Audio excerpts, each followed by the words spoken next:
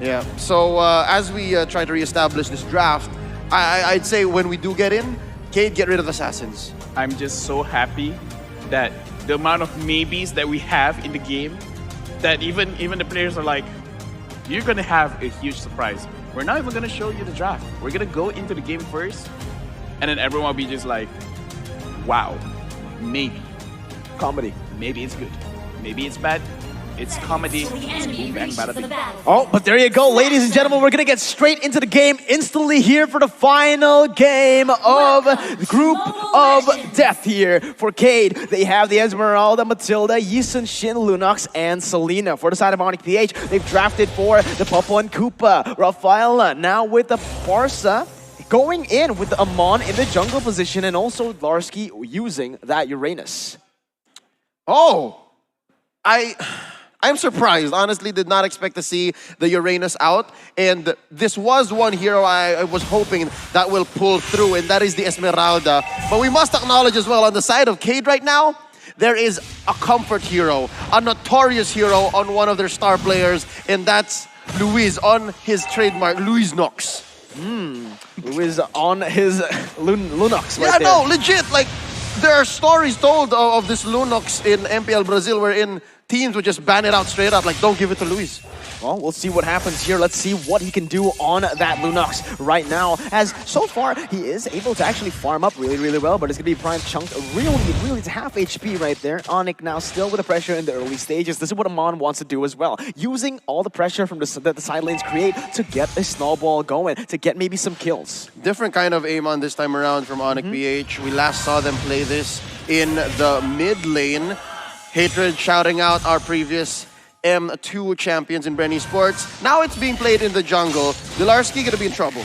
Yeah, Larsky in a bit of a pickle right now, still able to get away. Now gets his ultimate, so the consecration is ready. It's going to be really hard to get a kill onto Larsky, and that's exactly what he knows. He knows the power spike. He is already going to go to cut the wave here with Amon also playing in that bottom side. It's going to be extremely safe, but wait a minute. Onic, they're looking to push every single wave now with the bottom side camped already. It's going to be the Feather Airstrike coming in. Prime forced to back away, and Amon has just been chunking that turtle down. So it's safe to say that the turtle will be taken uncontested for the side of the Onic Philippine team. In another slew of averting expectations, you would like to think I would build up the Filipino team. But right now, it looks like Cade understands the dynamics. And I think a lot of that is on the back of Prime, who in his day was once a top global #1 Selena player. So this is a very, very serious lineup that Cade brought.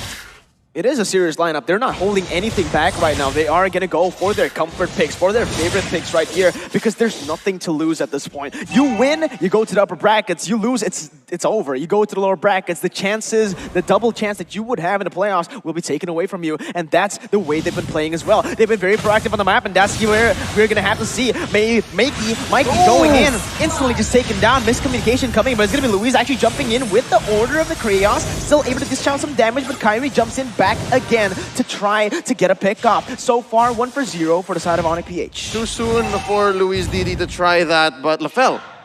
Yeah, right now I'm looking at the draft from Onic Philippines, and what they should really do is pressure the side lane. They have a Popo Koopa, they have a Rafaela, there's a lot of sustain there, but they also have the Farsa to really push everyone out of the way. So I want to see Onic Philippines to be really aggressive on those lanes, especially when they have when we look at K, they have a lot of scaling heroes. They have the Esmeralda, they have the Yisun Shin, they have the Lunox. If Onic Philippines doesn't put on the gas right now, if they don't turn on turbo, it could spell trouble. It could spell trouble, man. Oh, Abyssal Arrow is going to whiff right there. Prime using Abyssal Arrows, but it's going to be Kyrie rotating to the mid lane, trying to get a cheeky gang inside. Goes back invisible, and that's going to be Beloyski flickering in front with the Holy Baptism, only connecting onto Mikey. It is the roamers. So far, Cade are still okay. Kyrie just being such a nuisance here, using that invisibility, utilizing it perfectly in this game so far. Yep, he's able to use it to bully away the opposing jungler. So there is an interesting relationship here between Kyrie and King. Yes, King has the superior vision, but Kyrie can bully him out. He can weave in and out of these traps set in by the Selena, set in by the Mountain Shocker. There is advanced vision on the side of Keed, but I guess Onic Philippines, the reason why they're owning the map so much is because they're making their rotations count. And look at this switcheroo. Marky has already moved down to the bottom lane. He's already finished up with the tier 1 up top, and Luis couldn't even answer back. Absolutely, Kyrie already now going in again. The setup is just really, really nice. Onic Philippines with the banana split once again, splitting up the map, getting the pressure on that bottom side, and instantly just capitalizing on that. Further airstrike now comes in, only to poke the members from the side of Cade. And right now, with just one kill, they have been able to get a lot of gold. But actually, Kyrie jumps in for some damage onto Takashi. Not going to be able to get that pick off just yet, as both teams are still playing it really, really passively, playing it for the objectives. Popo and Koopa has been chunking that bottom side turret. Love the call that Baloyski or whoever said, Marky, get out of there, there's 4 on the way, but he still fights back. Yeah, he's not scared at all, man. That is what the Popo and Koopa is for here, Lapel, as the items have popped up. Yeah, right now we're looking at Marky. He is, I would say, on the way towards that Blade of Despair. It's going to be a very big item because the damage coming from Bidem Koopa is going to be crazy. But Kyrie as well, he's already finished his Feather of Heaven. He's pretty okay to fight, but I'm really looking at Onic Philippines right now at the bottom lane. This might be the time they want to turn up the speed. Takashi now caught in a bad situation, still able to run away right now, using the Purify to get away. But on the other side, Blarski is also caught in a little bit of a pickle, but still has that Consecration, still has that Flicker. Onic Philippines, though, this is what they like to do. The banana split is coming in once again here, getting the second tier turret in the 6th minute of the game. I was about to say, there's so much that Onic PH is working with, and one of the main proprietors, one of the main reasons why is because of the CEO, Delarski up top. He's always been trying to get the attention of kids, and finally, they bite and they get something, but at what cost? I'm guessing mid lane turret here.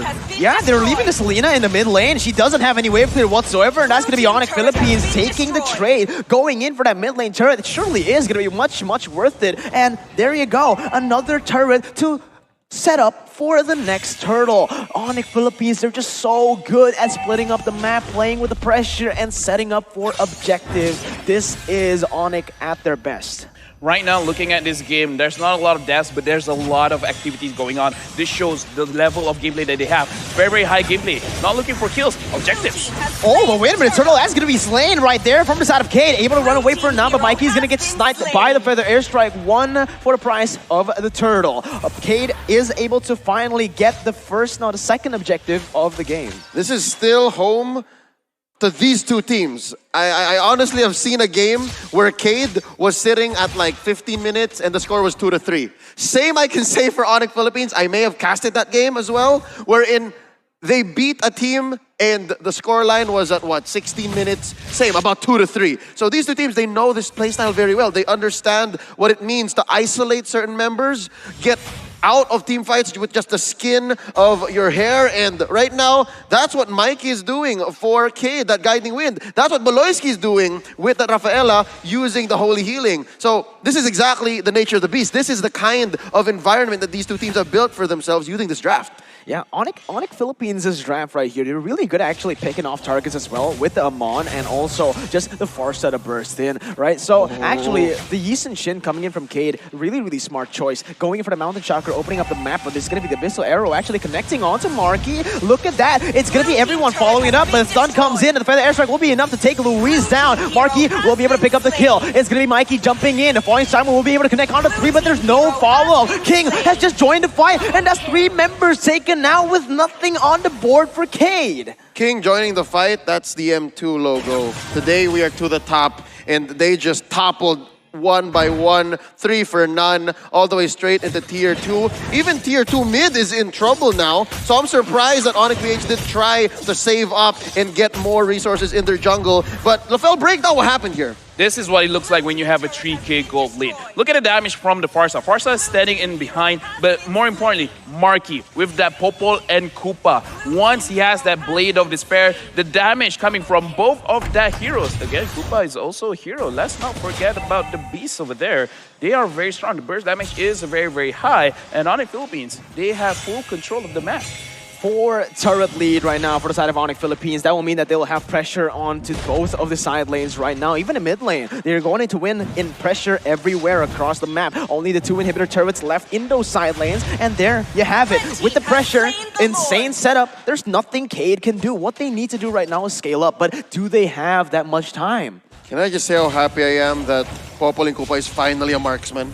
He's being treated like the marksman that he indeed is. For the longest time in his pro career, this little boy and his wolf has been used as a tank or even a support hero. But now, in the hands of Marky, it's lethal. It is lethal again. Larsky, he gets engaged on, but he has the consecration and the flicker. It's not even a threat to him at this point of the game. And that's again Onic Philippines just using their lead very intelligently, getting every single objective on the board. And notice this, they haven't even used the Lord. It's still marching down that top side. Now with the Feather Airstrike used up, it's gonna be the Mountain Chakra still taking a little bit of health from the side of Hatred right now. So we'll see what happens here, because Farsa won't have the Feather Airstrike. Takashi goes in for Falling Time Wound, gets stunned up by Marky right there, as a Abyssal Arrow will be able to connect, but only onto the Roamer. The defense is very, very good for the side of Cade, but it buys them a little bit more time. But Onic Philippines just so good with the siege. They use everything as a distraction to set up for more. And right now, as of this moment, 10-minute item check. Right now, the items are there, but I do have to say, this is the most interesting game of chess that I have ever seen. Both of these players are playing 1 or 2 steps ahead, especially Onic Philippines. Absolutely, but there you go. It's going to be another fight right now. It's going to be Takashi actually trying to look for a desperate engage. Instantly, Onic Philippines, they know what they're here to do. They didn't want to overcommit into anything, and that was just Cade missing out on the engage. The fact is they don't need to overcommit. The only really one who's putting his nose where it doesn't belong is Dilarsky, the CEO. He's checking for what he might be able to invest in, and right now it looks like a team fight. It is a team fight, but the airstrike has been popped once again to deal some damage onto the backside. It's going to be Onic Philippines picking up first blood in this team fight, but we'll have to see what happens next. The turret will go down, and Onic Philippines, they have the lead. They're going to go in all the way, and that's going to be the follow-up damage coming in to silence Louise, and that is a 2-for-0 with the inhibitor turrets as well. Onic Philippines are looking scary now, man. Currently, Dilarsky, the CEO, is investing in a hostile takeover. They're using tooth and nail everything they got, their whole kit, to be able to take down turrets and heroes. And there's only 3 defenders left on the side of Cade. Three defenders left on the side of Cade. Kyrie jumps in for some damage, able to get one more down, but it is going to be the base picked up. They are going to the upper brackets. Philippines, you have a representative.